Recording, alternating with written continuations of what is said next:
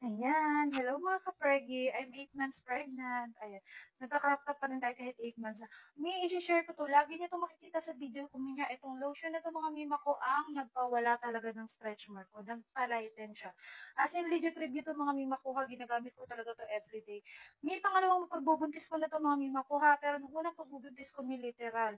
Hindi ako makapag-crop top kasi ang pupula ng mga kamot ko ang lalaki. Pero nung na-discover ko tong dalawang to, ayan, pinag-combo ko tong dalawang to as in, lalo na tong lotion na to at itong oil na to, nakumima ko as in, pumuti lahat ng kamot ko, nagpantay pa sa balat ko, ayan.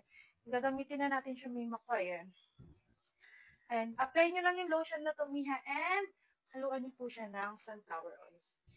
Eto, hahaluan nyo siya lagi, miha, hinahaluan ko. Ayan, and then, walang cut to mga mima, ayan. Ayan na siya, and then, pahid nyo lang po, ayan.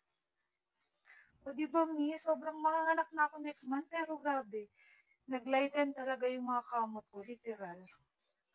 Buti na lang talaga na-discover ko tong ano na to. Mi, yung lotion na to ha, perfect din to sa may mga dry skin, sensitive skin, na katulad ko, ayan. Lotion ko na rin to sa buong katawan ko, mi ha. Ayan, literal mi, sa dami-dami ng lotion na na-try ko dito, talaga ako sa Virgin's Ultra Healing. Literal. Ayan, medyo hinihingal si Buntis.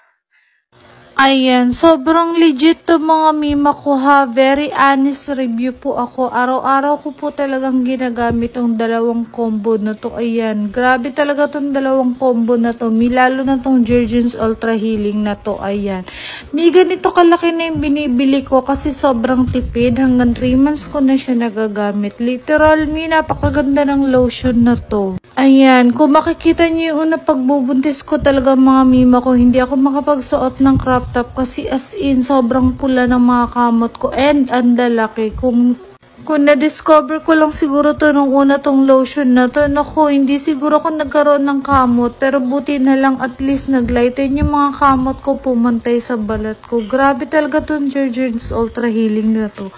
Link ko sa Yellow Basket ha, kung saan ko to nabibili.